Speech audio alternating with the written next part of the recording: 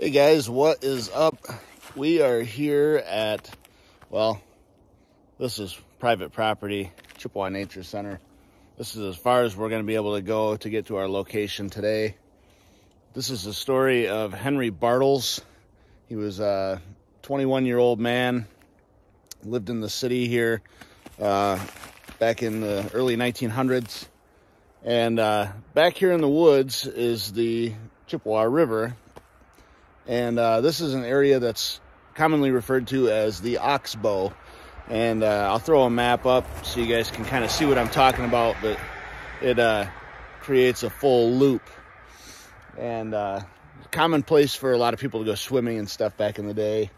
And what happened is there happened to be some heavy rain earlier in the week, and some kids come down here to go swimming, and they got in the river, and Henry wasn't quite as strong of a swimmer as some of the others, and his body went under, didn't come back up. So we're gonna go a little bit farther down the river here to a spot that we've been to before, actually, where they found the body, and we'll talk about the rest of the story there.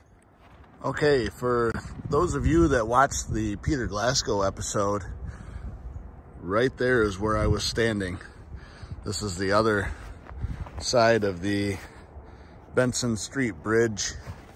This is where the bridge would have come and gone that way.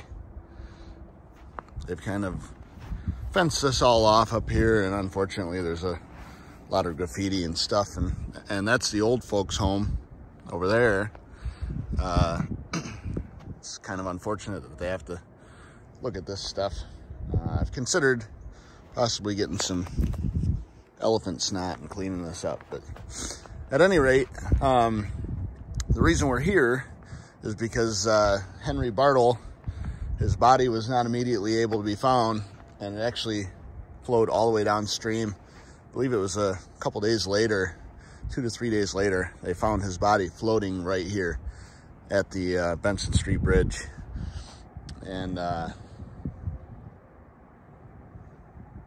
you know, it probably would have taken about 2 days for him to float down this way. Back then, the river was quite a bit lower than it is now.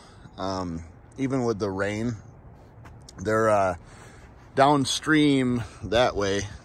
Dow Chemical has built a dam, and it's just a stack of rocks about 6 feet tall. And actually, my great uncle told me that back when he was a kid, before that dam was built, there was times in the summer when this river, you could literally jump across it. So pretty interesting. But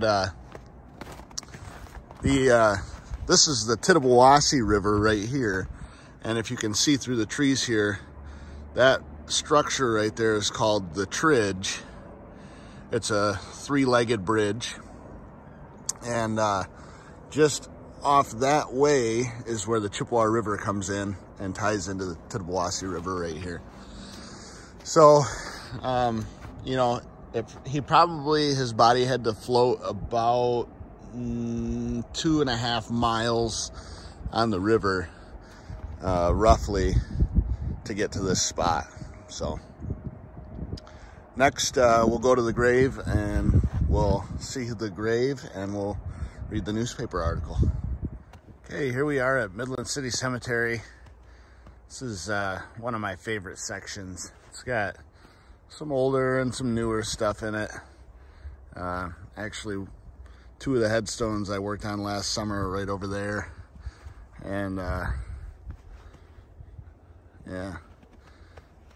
Anyhow, right here we are at the grave of the Bartels. This is the entire Bartel family. This is Henry Bartel, and this is Fred Bartel, his father, and Carolina Bartel, his mother. And then over here, I actually can't read that.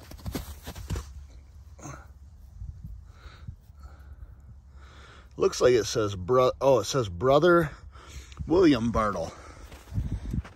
So it's William, Henry, Fred, and Carolina. And here on Henry's headstone, pretty simple stone. It's actually does have some really nice engraving over here. This thing needs to be cleaned, and I'll come and clean it this spring. It looks like somebody has done some scrubbing or something on it with something, or scraping maybe with a scraper. Born 1897, died 1917. Was June 1917. He went swimming in the river and never came out. So I'll take some time right now and I'll read that newspaper article like I always do. This article is from the Midland Republican, July 12th, 1917. Henry Bartel, known to most people as Hank Bottles, was drowned in the Chippewa River Monday afternoon about 3:30 while swimming near the Oxbow. The water is unusually deep and the current very swift due to the recent heavy rains, and as Henry is a swimmer, it is believed that he must have been overcome by cramps when in midstream. 2 or 3 little fellows were the only ones present when the disaster occurred, and they gave warning as soon as they could. Several of Midland's best young swimmers searched until dark in an attempt to find the body, and all day Tuesday and yesterday the search was continued in boats. Last night, about 6:30, the white body was seen floating under the Benson Street Bridge and was quickly recovered with the aid of a canoe. A large crowd gathered while the body was being taken from the water. Henry was about 21 years of age and came to this city from Midland Township, beginning in the bicycle and motorcycle repair shop on Rod Street. Hey guys, thanks for coming along on this one. Hope you guys enjoyed it. If you did, give it a thumbs up. Let me know how I'm doing. If you guys want to see more of these, let me know. Got about 8 more weeks probably of winter until spring, so hope you guys are enjoying these, and I'll keep them coming.